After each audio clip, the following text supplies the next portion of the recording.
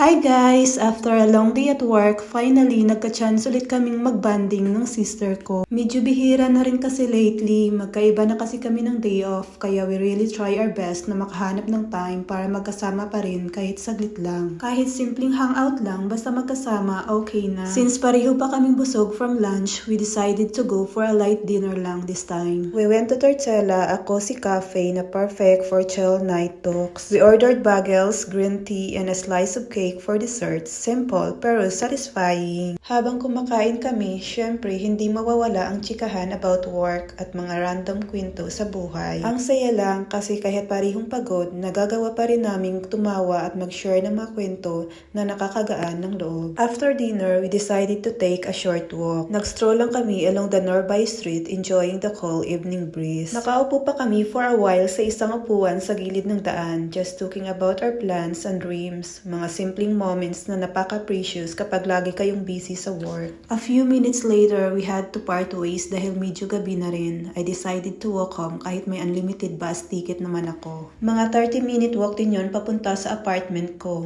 Honestly, medyo nakakatakot kasi madilim na at bihira na lang ang tao sa daan. Pero in a way, it felt peaceful too. It was my little me time, just me, my thoughts, and the quiet night air. So yun lang, and always remember, keep glowing, keep wondering, and let joy lead the way. Adios!